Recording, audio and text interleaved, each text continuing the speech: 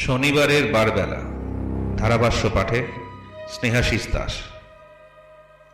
সত্য ঘটনা অবলম্বনে আমি স্নেহাশিস আজ আমাদের 50 নম্বর মসজিদবাড়ি স্ট্রিটের এক অদ্ভুত হাড় হিম করা অধ্যায় আপনাদের জানাতে এসেছি, যে ঘটনার কোনো বৈজ্ঞানিক ব্যাখ্যা আজও আমি বা আমার পরিবার খুঁজে পাইনি। আমাদের এই পুরনো বাড়িটা বেশ বড়, অনেকগুলো শরিকের বাস। একতলায় রয়েছে 3টে বড় বড় ঘর। সিঁড়ি ভেঙে একটু উপরে উঠলেই মেজনাইন ফ্লোর, সেখানে আরো 3টে ঘর। ওটা ছোট কাকাদের অংশ। এরপর আমাদের দোতলা।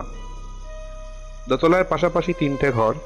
মাঝখানের ঘরটায় থাকতেন ঠাকুমা, তার এক পাশেরটায় জ্যাঠারা এবং অন্যদিকের শেষ ঘরটা আমাদের। আর এই দোতলা ছাড়িয়ে সিঁড়ি দিয়ে একেবারে ওপরে মানে 3তলায় উঠলে একটা ঠাকুর ঘর, এবং ঠাকুর ঘরের সামনে একটা লম্বা টিনের ঘর, যেটা রান্নাঘর, আমার মা রান্না করতেন, এবং 2টো ছাদ, একটা বড় ছাদ এবং একটা ছোট ছাদ।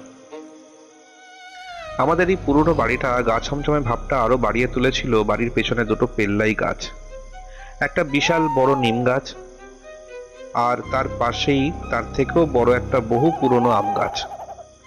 সন্ধে নামলেই ওই গাছগুলোর বিশাল কালো ছায়া এসে পড়তো আমাদের 3তলার ছাদে। চারপাশের পরিবেশটা কেমন যেন ভারী আর থমথমে হয়ে উঠত।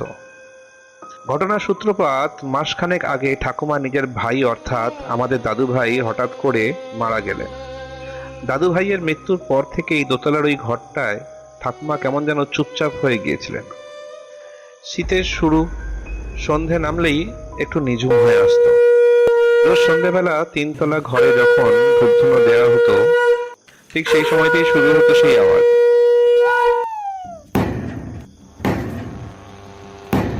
মনে হতো কেউ যেন 3তলার ওই টিনের চালের উপর ভারী পায়ে লাফাচ্ছে। আওয়াজটা সোজা দোতলায় আমাদের ঘরে এসে পৌঁছাতো। প্রথম দিন আমরা ভেবেছিলাম কত বড় কোনো বিড়াল, বাঁদর বা কোনো হনুমান এসছে, সে লাফাচ্ছে। কিন্তু আওয়াজটা এতই ভারী আর অদ্ভুত ছন্দে হতো যা বুঝতে পারতাম এটা কোনো সাধারণ ব্যাপার নয়। আওয়াজটা এত স্পষ্ট হতো যে আমরা দোতলার ঘরে ভয়ে সিটিয়ে থাকতাম। একদিন তো ভয় পেয়ে আমরা পাশের বাড়ির লোকদের জানলা দিয়ে ডাকলাম, বললাম, দেখো তো আমাদের টিনের চালের উপর কে লাফায়। ওরা নিজেদের ছাদ থেকে টর্চ মেরে আমাদের চালের উপরটা ভালো করে দেখলো, কিন্তু আশ্চর্যের বিষয়, ওরা স্পষ্ট জানিয়ে দিল, কই, কেউ তো নেই চালের ওপর। অথচ আমরা স্পষ্ট শুনতে পাচ্ছি ধূপধাপ শব্দটা তখনও হয়েই চলেছে। অদৃশ্য কেউ একজন দাপিয়ে বেড়াচ্ছে ওই টিনের চালে। সেদিন সন্ধ্যাবেলা ওই লাফানোর আওয়াজ চলাকালীন আমি আর আমার মা ভয়ে ভয়ে ঠাকুরমার ঘরে যাই। গিয়ে দেখি ঠাকুমা জপের মালাটা থামিয়ে চেয়ারে বসে আছে। মুখে কোনো ভয়ের ছাপ নেই, শুধু ঘোলাটে চোখে ওপরে সিলিংটার দিকে তাকিয়ে ফিসফিস করে বলছেন, ও এসে গেছে, ওই দেখ, ওই দেখ আমাকে নিতে এসেছে, আমি বুঝতে পারছি ওই এসেছে। কথাগুলো শুনে আমার আর মায়ের সারা গায়ে কাঁটা দিয়ে উঠল। আমি হাম্মাকে জিজ্ঞেস করলাম, হাম্মা, কে এসেছে? দাদু ভাই এসছে? দিন যত গড়ালো টিনের চালে লাফানোর শব্দ তত বাড়লো। শেষ কয়েকটা দিন মনে হতো টিনের চালটা আবার ভেঙেই পড়বে। একবার সন্ধ্যেবেলা বাবা বলল, চলো তো, কেউ কোথাও নেই। আর সেদিনকে মায়ের রাতে রান্নাও হয়নি। বাবা বলল যে চলো, আমি যাচ্ছি, কিচ্ছু হবে না, চলো।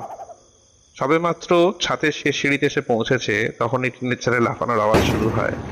তখনই বাবা ভয়ে সিঁড়ি থেকে লাফিয়ে নেমে পড়ে। মা পেছন পেছনে আস্তে আস্তে নেমে আসে। আর ঠাকুমাও কেমন যেন নিস্তেজ হয়ে পড়ছিলেন।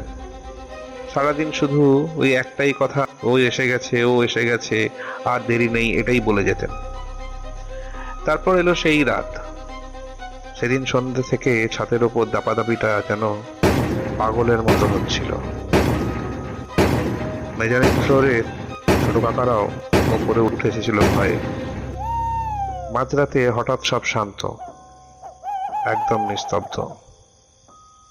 পরদিন সকালে আমরা যখন দেখলাম ঠাকুমা আর নেই, নিজের বিছানায় শান্ত হয়ে শুয়ে আছেন।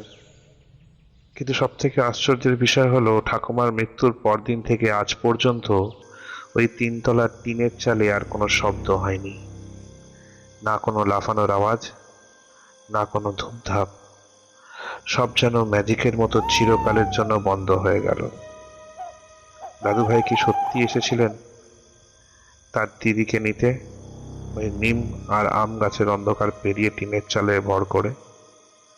উত্তরটা আজও আমাদের ওই বাড়ির তিনতলার ছাদেই লুকিয়ে আছে। এখনো রাত্রিবেলা যদি আমরা ওই বাড়িতে ঢুকি, অন্ধকারে কিন্তু গা এখনো ছমছম করে। রাতে এখনো একা ছাদে উঠতে ভয় লাগে। আগামী গল্পের জন্য অপেক্ষা করুন।